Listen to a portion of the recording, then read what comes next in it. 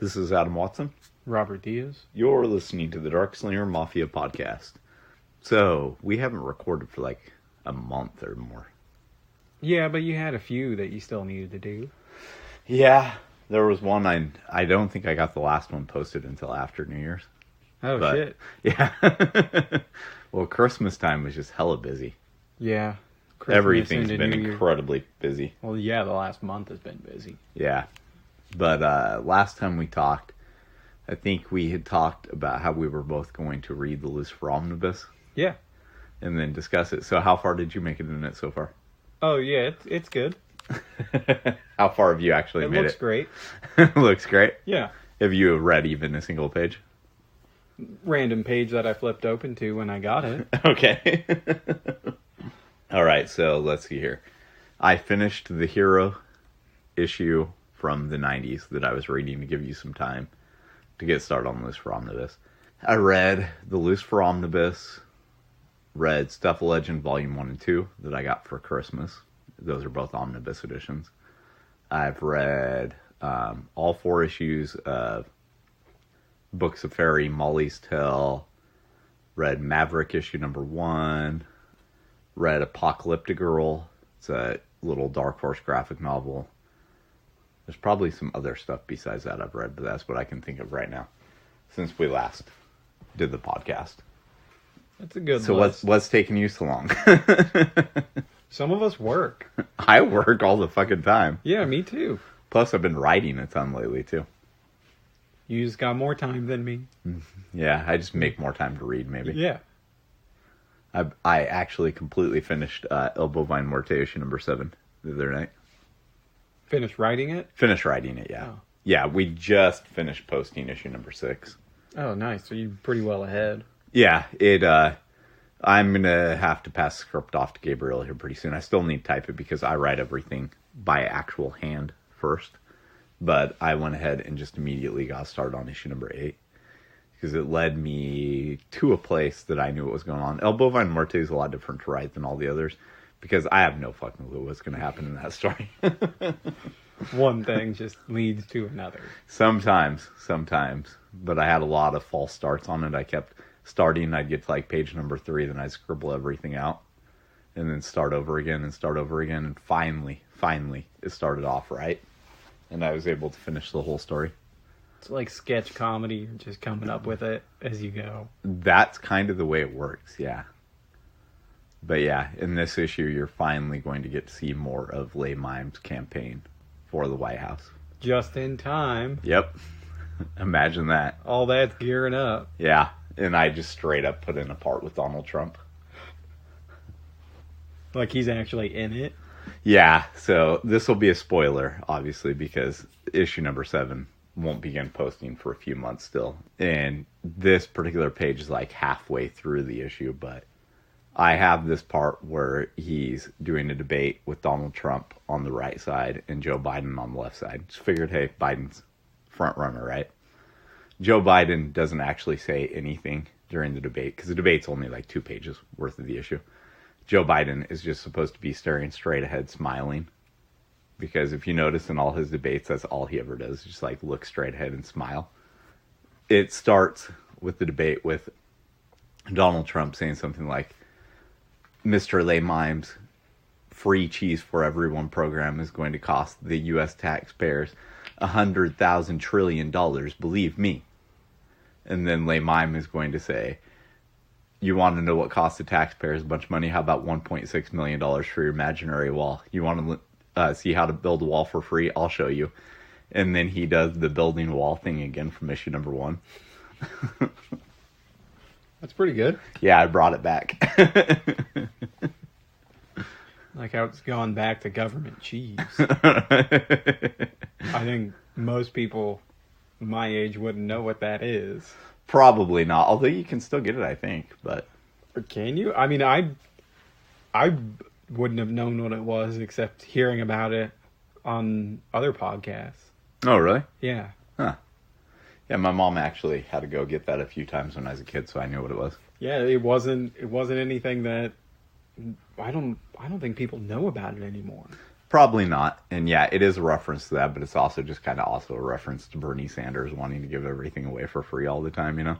Yeah, but it works out. Yeah, it works out in a lot of different ways. Yeah. So especially since the cheese is required for the mind control aspect of everything happening in the comic anyway. So, you know. So I tied everything together, but, you know, for the most part, I have no clue what's going to happen in this. Like, when I was writing issue number 5, there was never any grand plan to have the greeting card industry being behind why Muerte got taken to the facility at the end of issue number 1 / issue number 2. I didn't know who was behind that whole thing. It just occurred to me. I was on Facebook. I saw all these people like, happy birthday to somebody. And I'm like, how many birthday cards don't get sold anymore because of Facebook? And then it occurred to me, they would want Muerte the worst, right? Because the greeting card industry is an $8.6 billion industry. Jesus. Yeah, they don't want to be having anything taken out of that. Birthday cards are the number 1 seller. Yeah, I would think so. I mean, not many people buy cards. I only know this because I did the research on it after I came up with it being greeting cards. I wonder if older readers of it will get a chuckle if they catch the reference back to the government cheese. Oh, I'm sure they will. I don't know if they still do that. I think. Well, I only know what was talked about, so I didn't dive into it to learn. It may not be that you can get the exact, you know, like the brown wrapper, sad looking cheese block like you could back then, but you for sure can get cheese from food banks and things like that. So it still exists in one form or another. I mean, you can. Fred Meyer, if it has their random bulk cheese that you can buy, it's just like, here's a block of cheese, and this is what it's going to cost. That's what it looked like back then. It was in this brown wrapper. And it was just like random cheese that you didn't know where it came from or anything like that. What I heard is there was a big surplus and stockpile that the government didn't. Part of the reason was that they didn't want the whole dairy industry to go collapsing down because there was such a surplus. So they bought a lot of it and had it stored. And I'm like, what the fuck do we do with all this cheese? Oh. And, well, we'll give it to the poor people. I didn't know that's how this started. I could be wrong. Could be way off base. Well, you could be right, though, too. You never know. Maybe I should research it and I'll work it in more. But whatever the case, yeah. In this issue, I was able to go back to some of the crazier things Le Mime does, you know, with the actually miming things out and him having some sort of special mime power. Because I had him like mime a pair of binoculars and he can actually see farther when he's miming the binoculars, you know, that kind of stuff. And probably my favorite part of the issue is you finally find out why Le Mime is a mime who can talk. In that issue? In that issue. It's never come up before. It's never came up before. No one's ever asked him why he can talk if he's a mime. You know, I never really thought about it. Yeah. Yeah. What's the one thing mimes can't do? Why? You're going to have to wait to read the issue on that one. I gave away the wall thing. I'm not giving away this one. All right. Fair enough. So, yeah.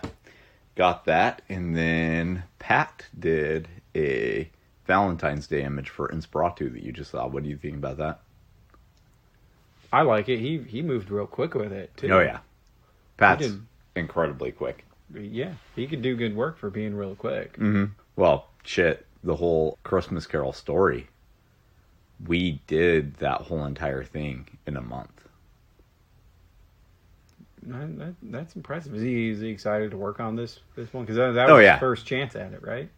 Well, yeah and no. It's the first time he's actually done Inspiratu proper. Inspiratu as a mini slinger has existed in that world for, I'm going to say, about 3 or 4 months now. He came in during the Comic Shop Wars storyline. He was just randomly in the comic shop, and Le Mime and Popper's side both try to lay claim to him. And he's appeared periodically since then. Like in the Halloween special, he was escorting Melissa to the haunted house, and David shows up, and Inspiratu tells David that he was inspired to be the young lady's host for the evening, and David threatens to beat him up. And in the Christmas Carol story, he's actually the ghost of Christmas Future. But you don't really see him as Nosferatu in that. He's got the cloak over his head, and you just you see the coloration and the fact that he's got the pointy teeth that are in the front of his mouth, you know, because his fangs are his two front teeth for some reason. That's just the way Levon originally drew him. And why not? Yeah, why not? Actually, I think that's because of Nosferatu, isn't it? Nosferatu does have two pointy teeth in the front, doesn't he? And Nosferatu is just a parody of Nosferatu. I've only seen, like, references to it. I've never actually watched it. Oh, you've never seen that? No. That's good. It's good. You should watch Shadow of the Vampire with Willem Dafoe playing the vampire. I've heard of that one. And John Malkovich playing the director. And it pretends like Max Schreck never appeared in any other movies and that he was actually just a stage name that they gave to a vampire. And the character, or what they were filming in that movie, was actually a real vampire. It's a good movie. It's all in black and white. And Willem Dafoe does a really good job playing the Max Schreck character. In real life, that guy was in like 36 movies. But Willem Dafoe's really good. He is. And John Malkovich did a really good job in it, too. John Malkovich is someone that I feel like if you ever met him in real life, you would not quite understand him. Yeah. Like you wouldn't know what to make of him. That's a good possibility. Are you upset? Are you annoyed? Are you angry? Are you happy to see me? Is this all one big act? Are you a sociopath? I think so.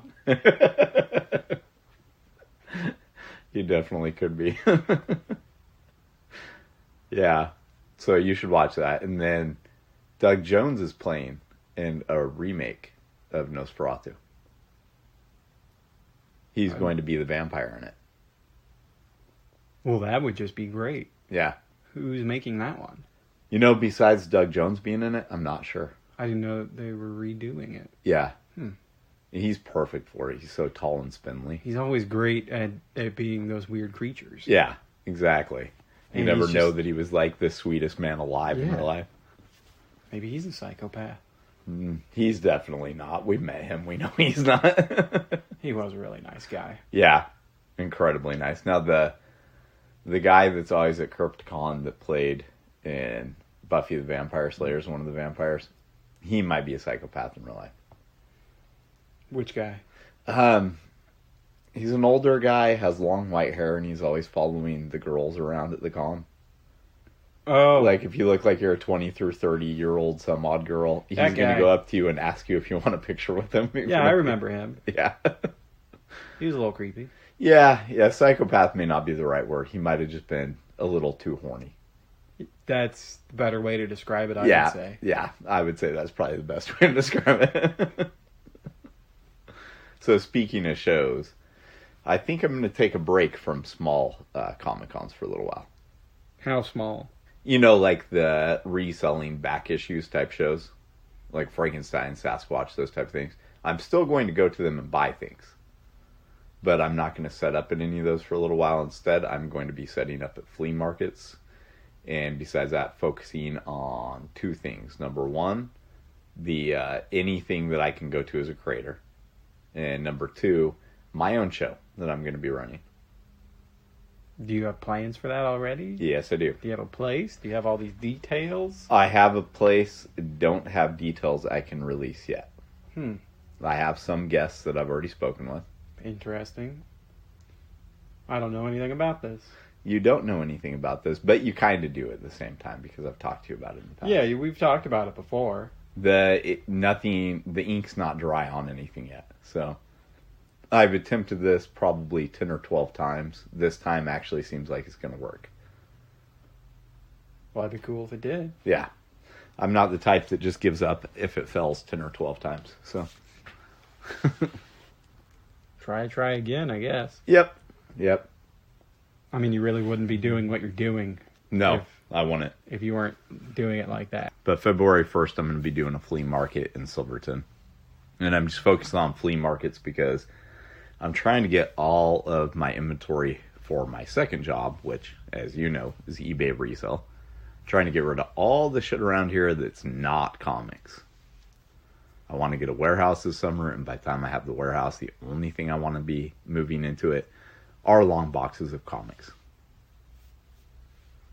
I don't know if I've been to a flea market. They're not that different, really and truly, most of them. I mean, there's some of them that are a little bit on the scummier side, but most of them aren't. They're like big garage sales. Kinda. I've been to the Silverton one once. It takes place at the Elks Lodge type place, whatever that is called, you know.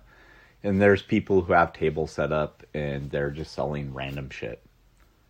So it kind of looks like a mini Comic-Con, except for the stuff that's on the tables is more of, I wouldn't necessarily say it's all garage sale stuff, but, you know, there is stuff that is. Like, people take boxes of DVDs and boxes of books and, you know, just random ass shit like that. Well, then I think I've been to flea markets that just, I wouldn't think of as flea markets because you think flea markets are just kind of, just the name in general. But yes.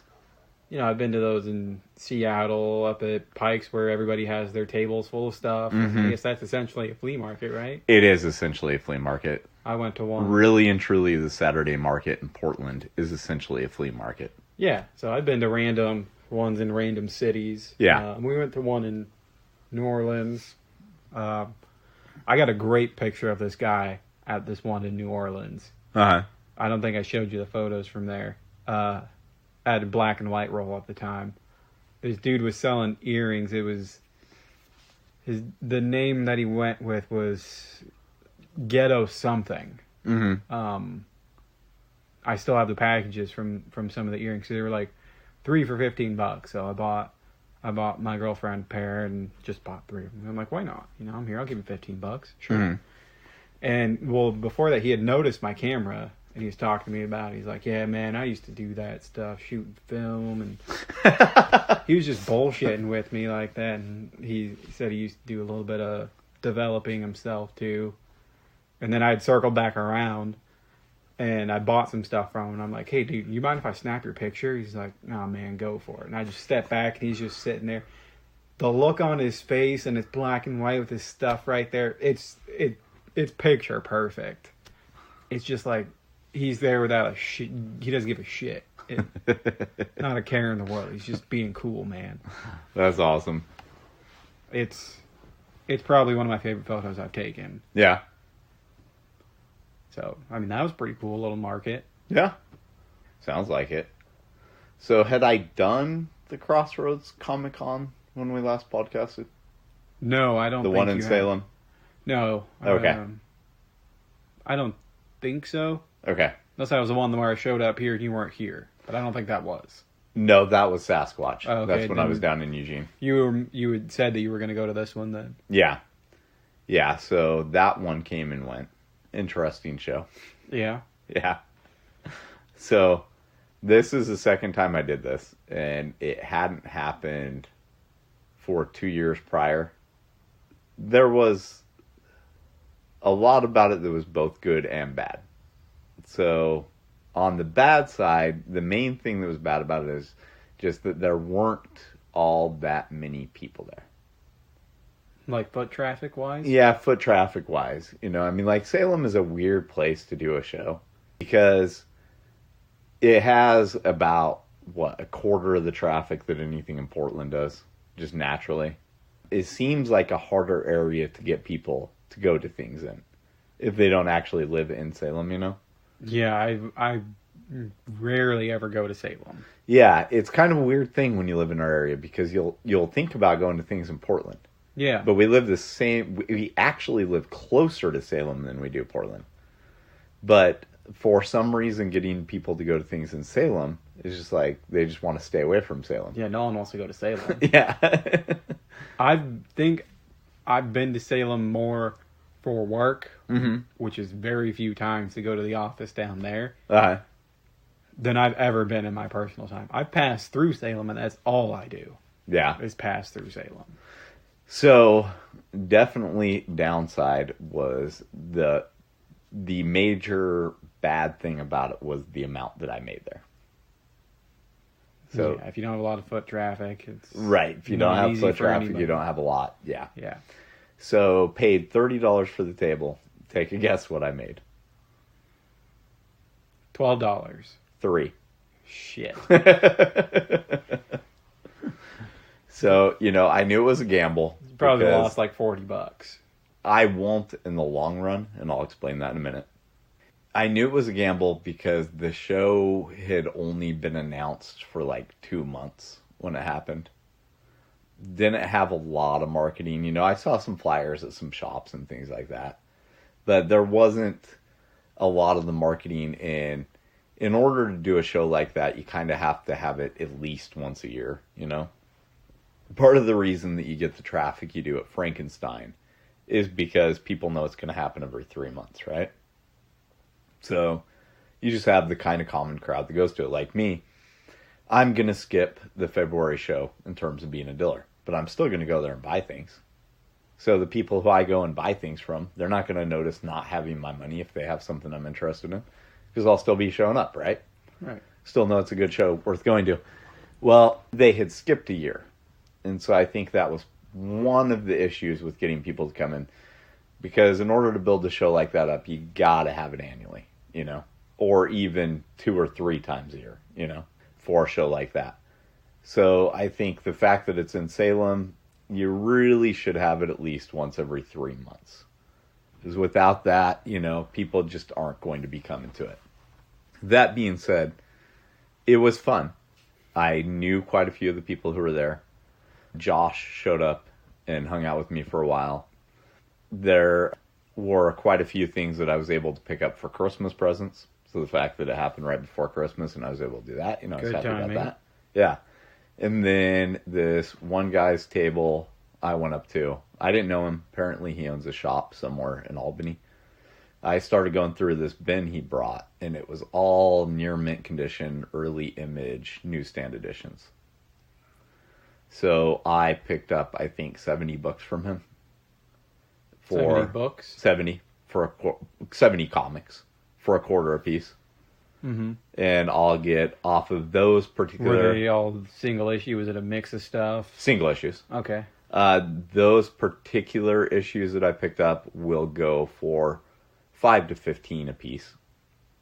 It's good reinvestment. Right. So I was really surprised, because usually when you see comic shops, what they primarily have are direct editions, because that's what they bought, right? This guy had just this random box of completely newsstand editions. Everything in the box was a newsstand edition. And like I've said before on the podcast, if you can find those early image, there are quite a few of them that actually go for quite a bit of money. And all of these are near mint. So I'm going to I haven't actually looked at them since I got back from the show. I'm going to have to really look them over, because there are a few image newsstands that are worth submitting to CGC. And these are, yeah, these are high enough grade that I might consider doing that with a few of them, depending.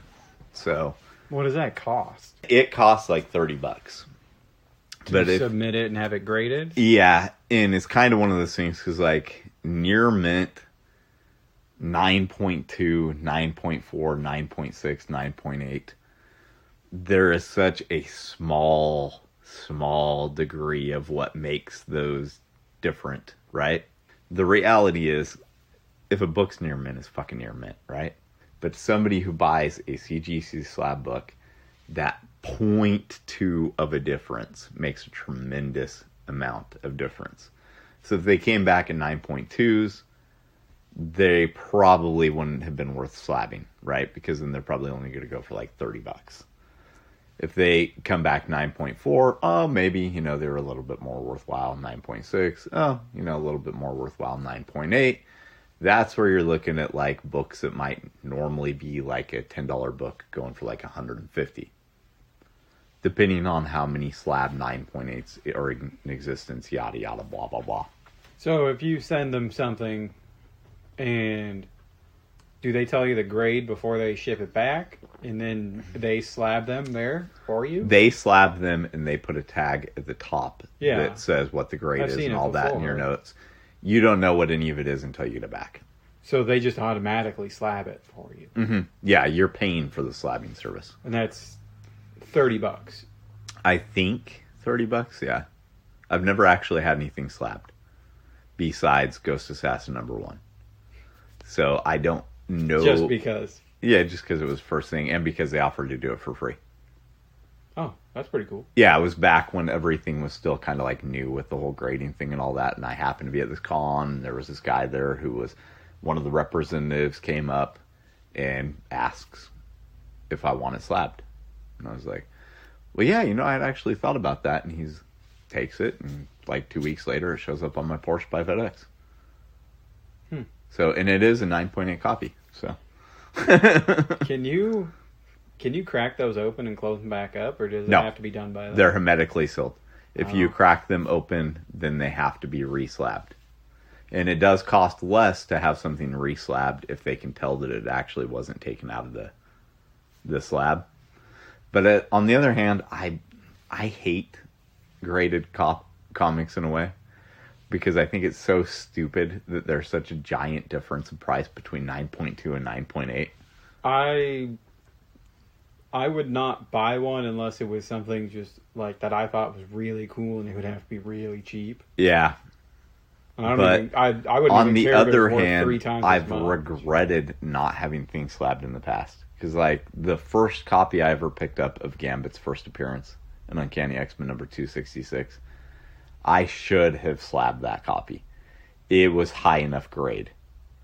But at the time, Gambit's first appearance was like a $20 book or $30 book or whatever. Now I could get so much more off that if it was a 9.8. So I really wish that I had slabbed that, but I also would have had to have held on to it until that price was kind of realized, Yeah. And I've had severely high-grade copies of Wolverine #1, stuff like that actually would be worth slabbing if they ended up being a 9.8.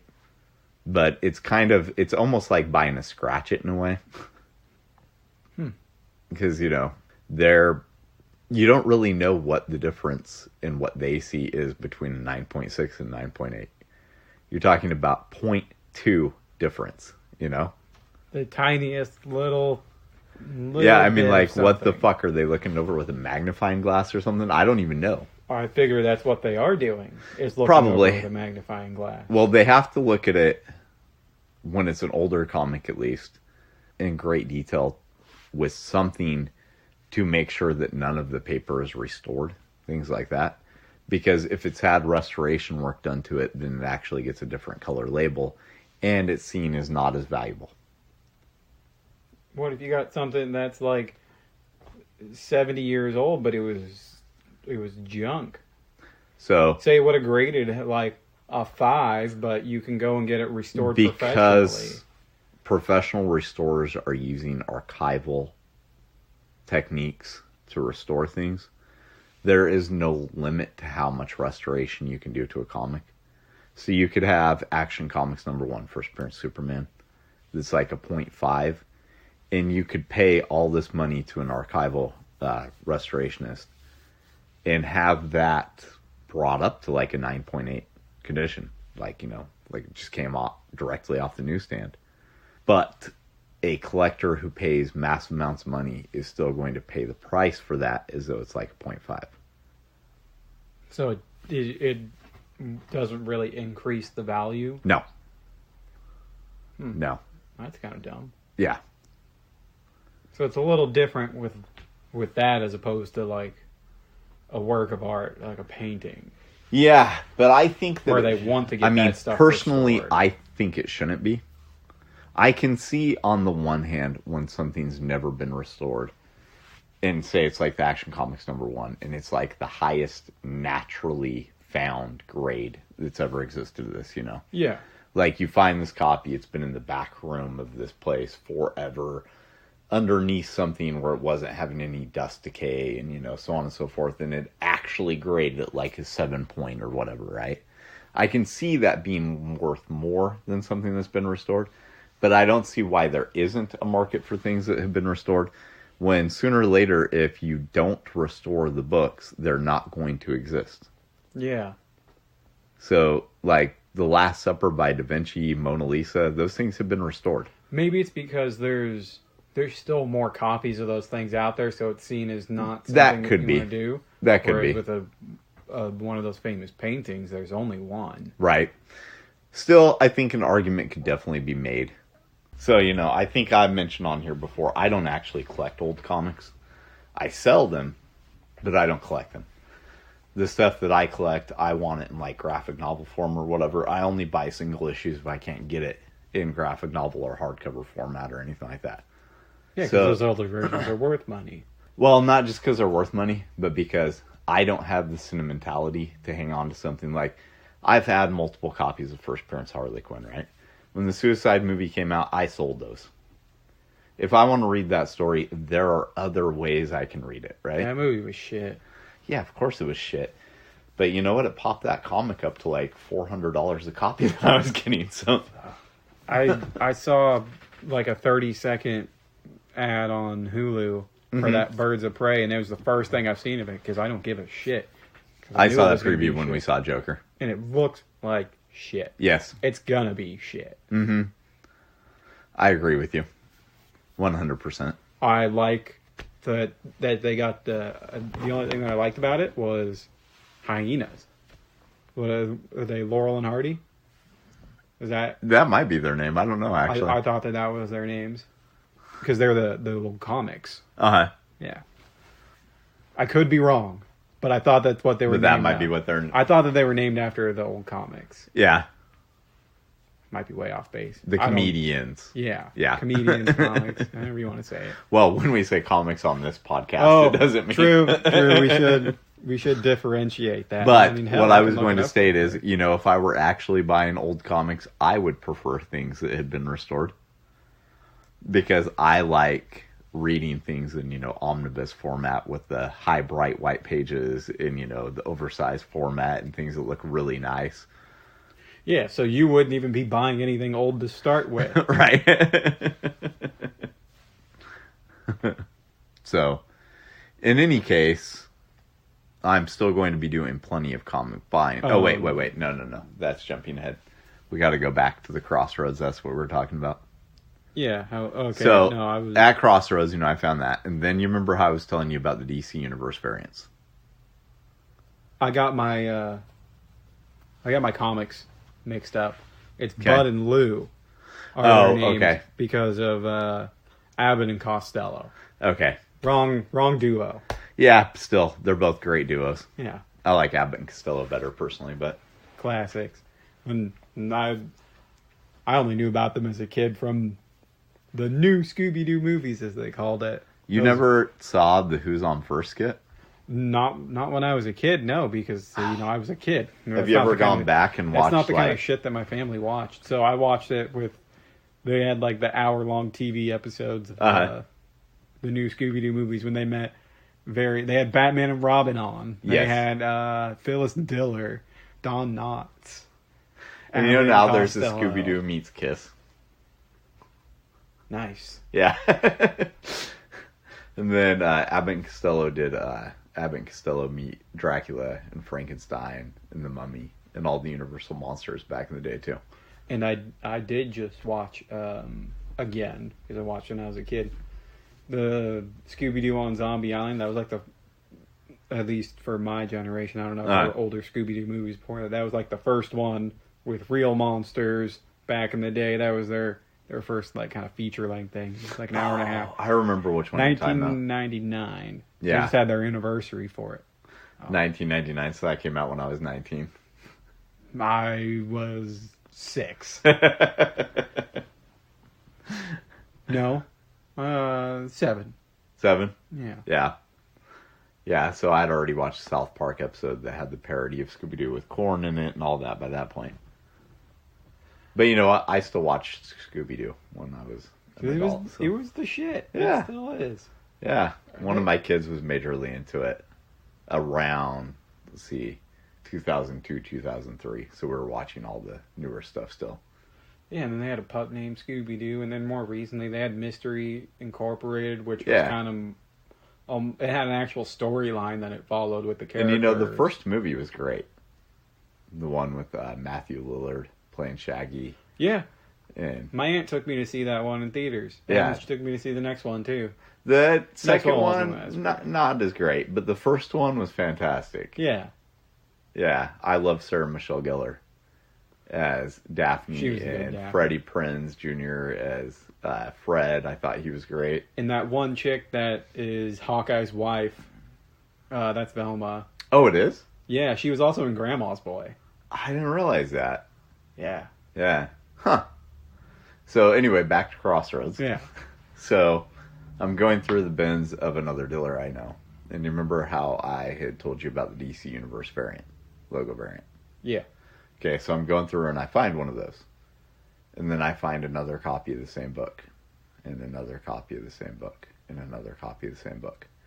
And so at this point I think, wait, some of these aren't as rare as some of the others. Some of them are quite easy to find. I better look this up real quick, right? Look it up on eBay. And that's a $30 one. Shit. So I go through his bins and find 120 DC Universe logo variants in total. Did you buy them all? I did. So... Do they all fetch around the same kind of price? They do. They do. I do have multiples of a few of them. I'm not going to be releasing those all at once. Smart. Yeah. Just put them up like one at a time. Just kind of slowly, you know. This will be the only announcement that I own like 30 copies of one of them right here. Take a couple of shows so someone might notice it. They might. But like I said, I'm not going to be doing Comic Cons, those type of Comic Cons for a little while. And then at the end of the day, I ended up buying all of those short boxes from a dealer. Yeah, I noticed those. And then you got some stacked over here on the other side that I don't think were there the last time I was here. Are you talking about those by the closet? Yeah. That's my personal collection. Oh, that I just move around at times when I'm trying to get into things. Oh, so that's the box I should have cracked into. Why is that?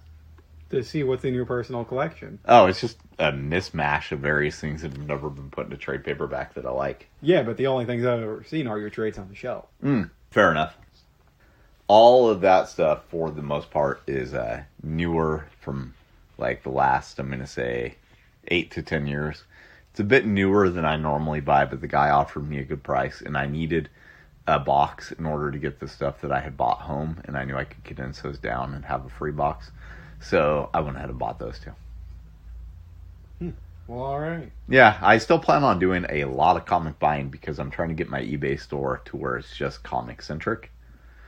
But like I said, the rest of the stuff, the video games, the DVDs, all the various shit would be taken to the flea market. So if you want a Crown Royal lamp... How do you know you have Crown Royal lamp? They're right there. Oh, is that what those are? Yeah, they're Crown Royal bottles that have been made into lamps. Oh, Something that somebody's given me for free over the years. You want an old gel padlock with a matching key? It's from like turn of the century. Ooh.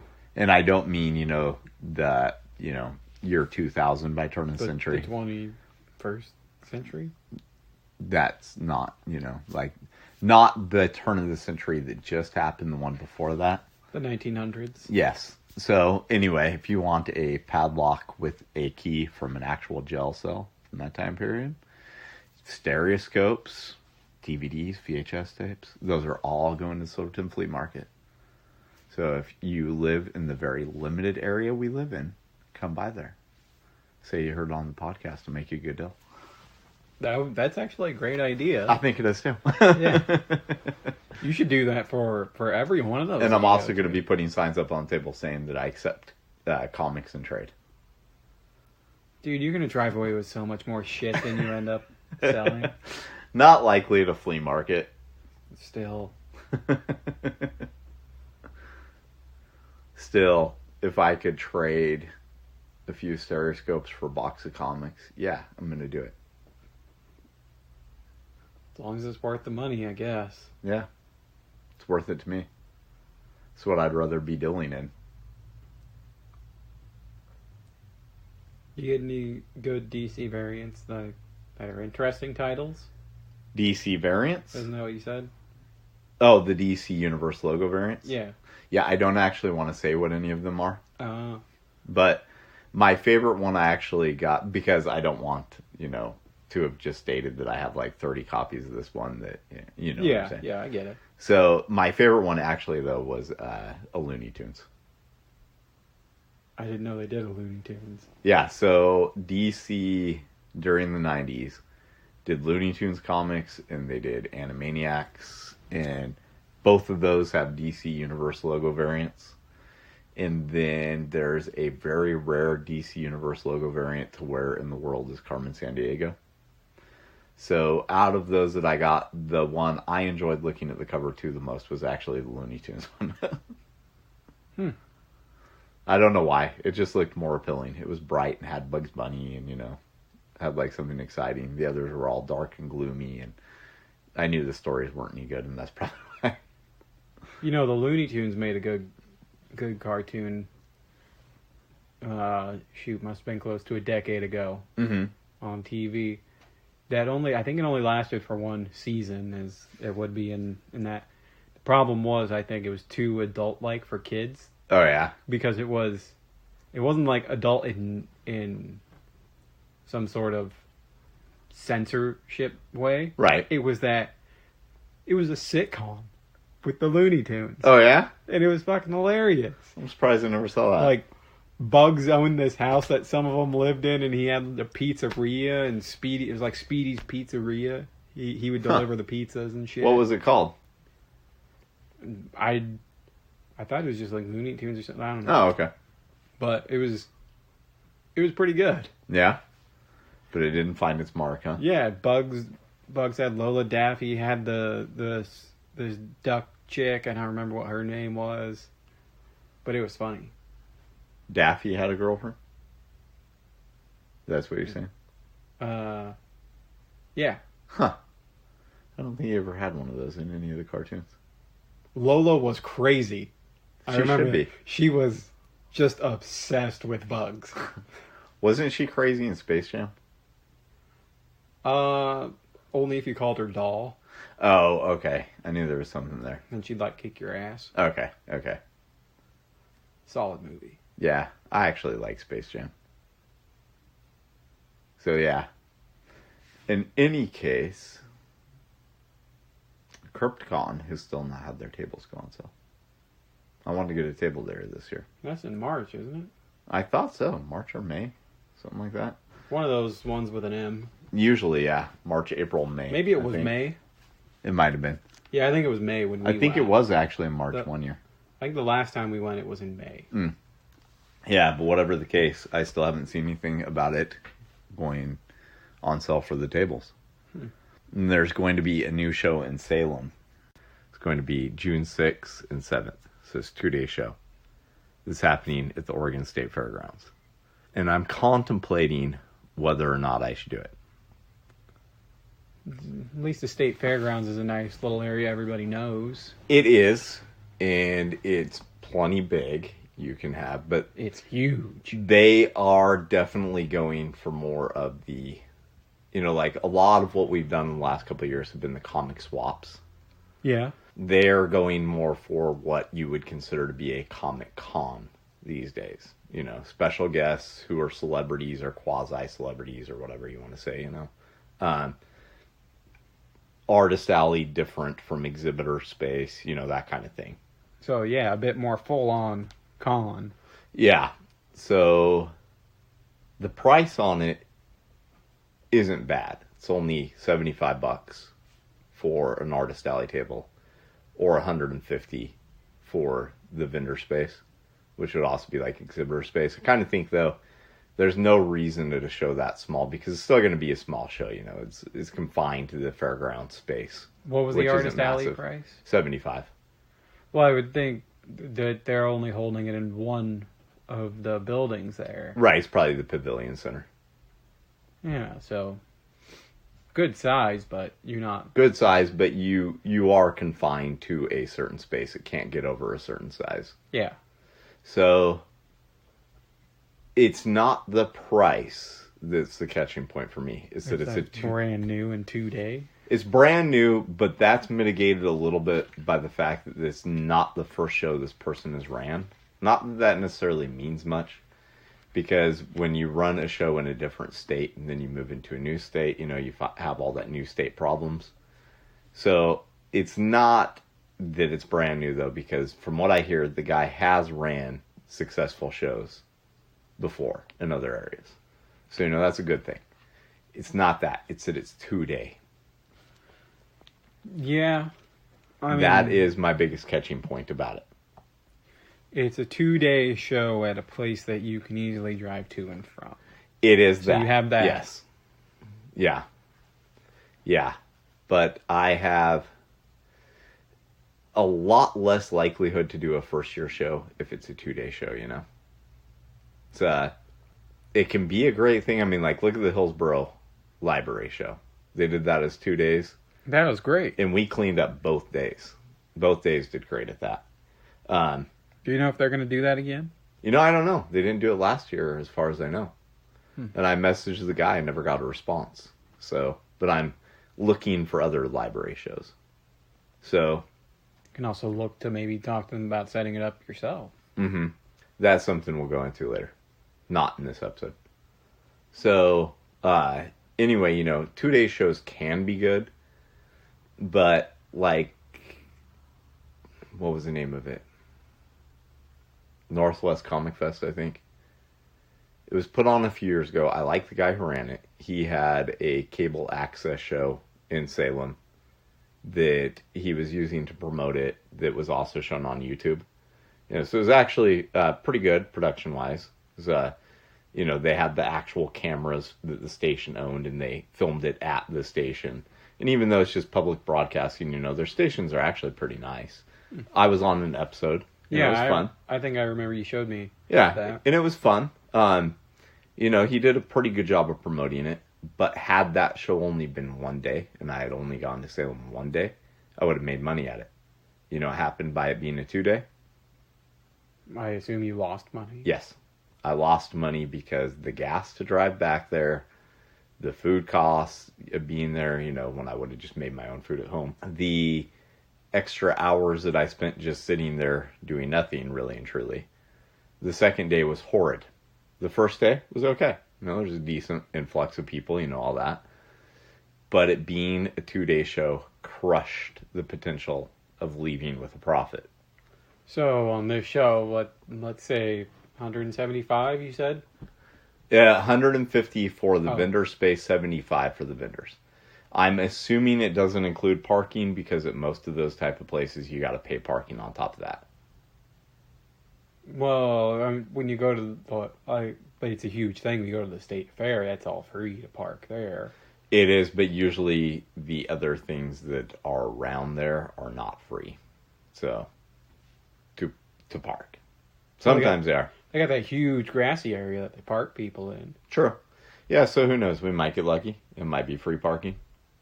So, what, like, you'd invest $250. Give or take. And so you'd need to make that back. Mm-hmm. Yeah. Yeah. On 2 days. Mm-hmm. On a show that someone is brand new, but someone has ran shows successfully. Mm-hmm. Correct. But their success isn't your success. That's right. But at the same time, overall success is still something. Yes. It's a tough call. It is. But it's not as tough as if it were in another state or on the other side of ours. True. Is something that I can pack up and drive to and from. Yeah. And the potential to talk to other people and get other stuff to resale. It's tough to say. Because some shows like this... you don't know what other people are bringing. Yeah, and there is also reality that in shows like this, it's not as common for resellers to buy tables of these things. Oh, yeah, I guess so. So you'll get like 5 or 6 resellers, something like this. Whereas the comic swaps, that's all you'll get. And so you get like 30 to 40. So, you know, it's a much lower percentage of a chance that you'll find something you want to buy in that way. It's a higher percentage of a chance that you'd find something from an independent creator that you might be interested in. Yeah. That seems like a pretty tough call because, I mean, yeah, you very easily could lose a couple $100. Mm-hmm. Because I assume you go to this, you can make $50 easy. So you lose $200. Well, I would probably just stick with Artist Alley Table okay. for the 75. So, $175 then that you're going to spend. All said and done. Overshoot it.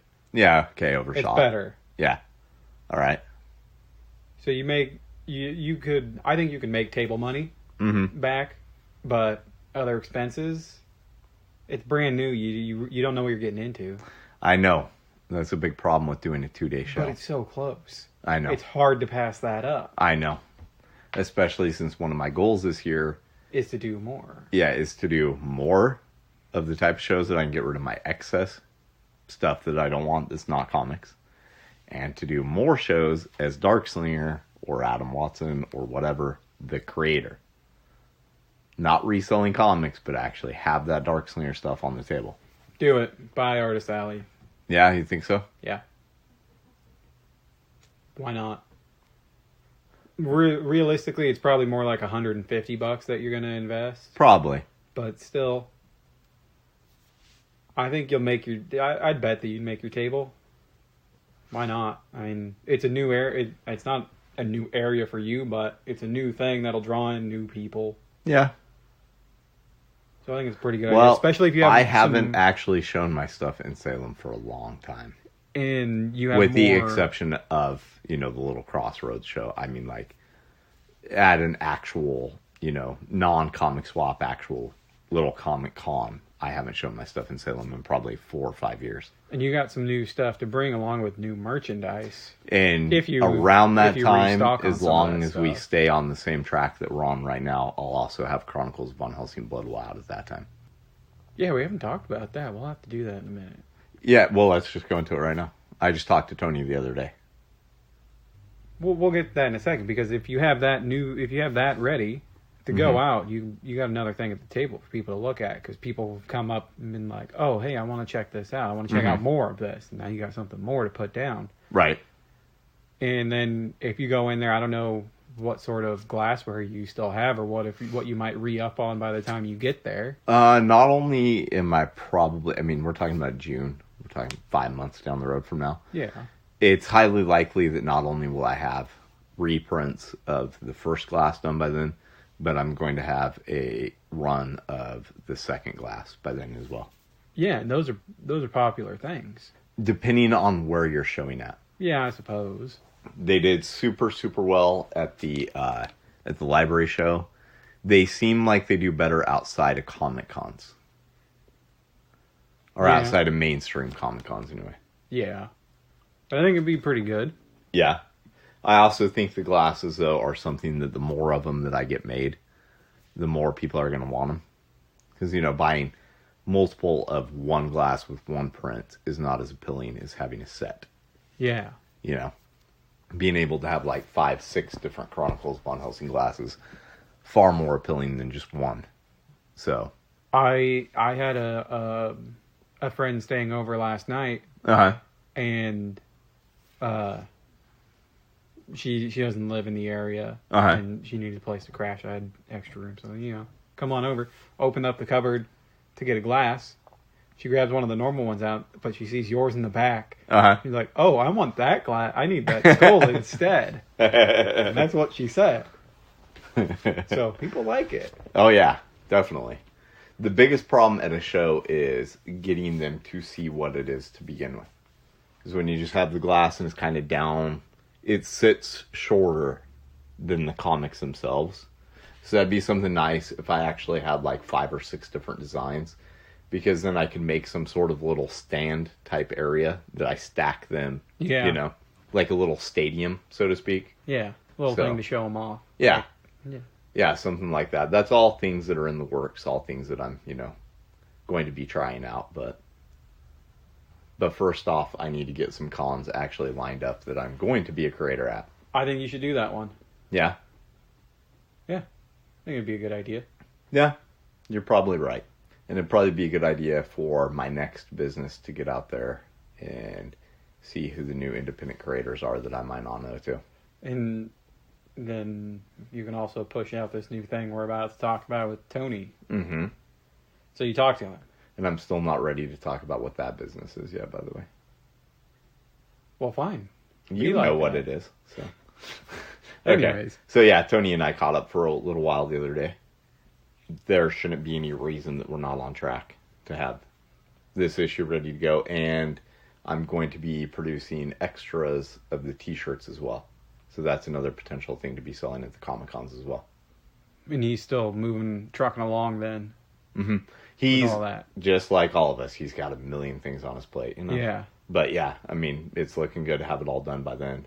I told him to let me know if he needs any help with any lettering or any of that kind of stuff, you know. But do you have everything else lined up where you're printing, where you're getting the t-shirts, all that?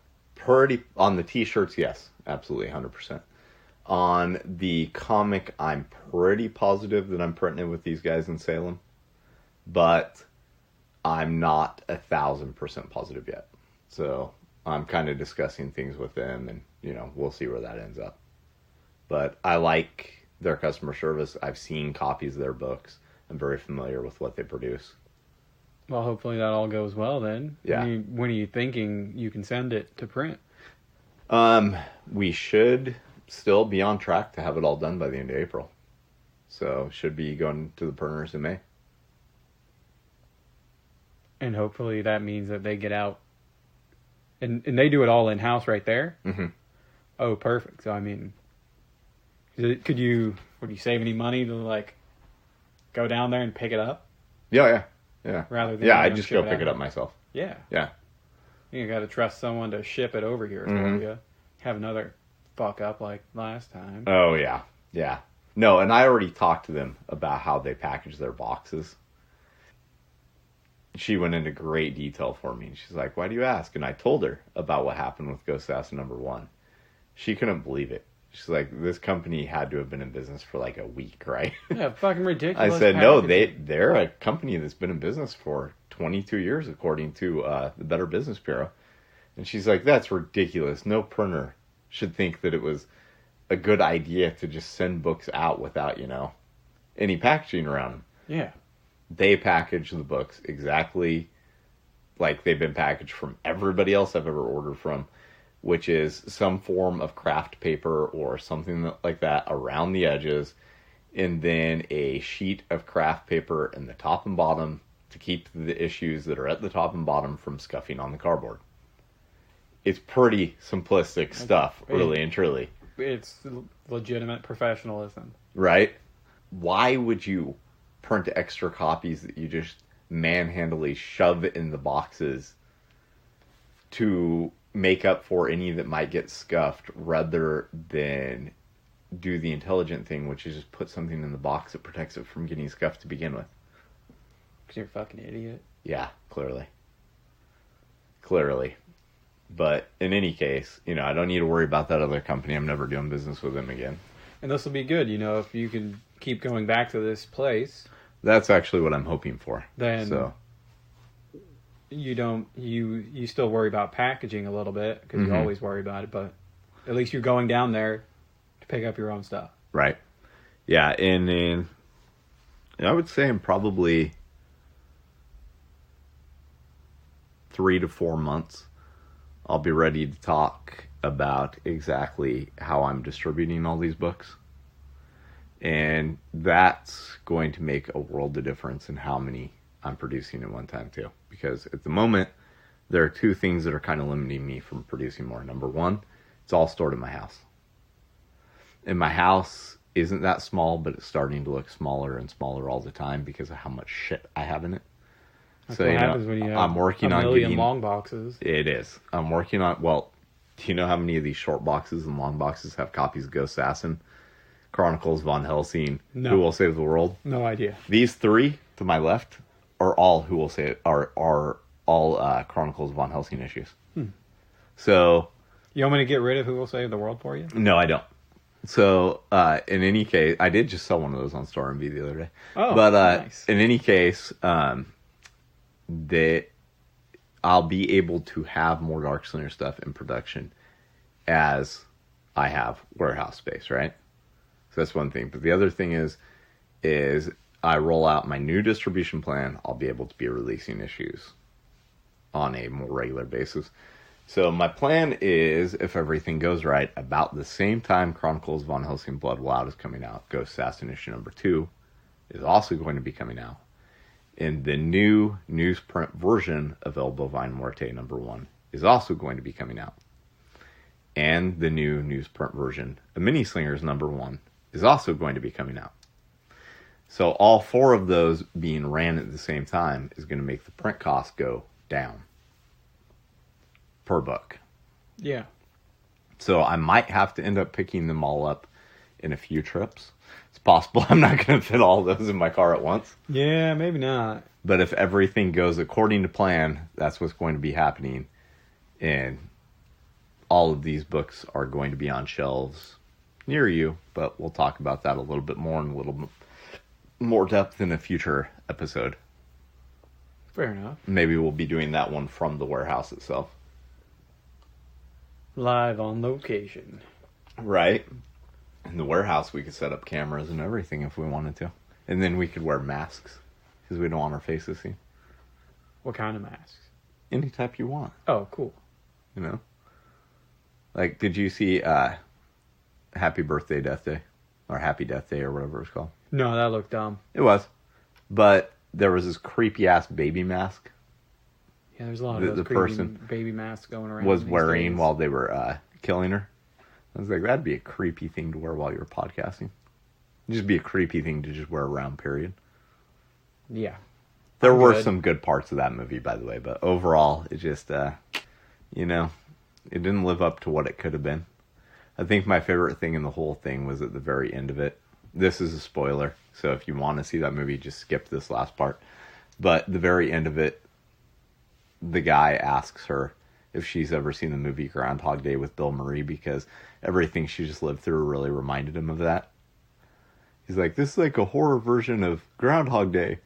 And she's got no idea what Groundhog Day is, but just the fact that they threw in him saying that, I thought was great. Yeah, that's good, because that was a funny movie. Yeah, Groundhog Day is fantastic.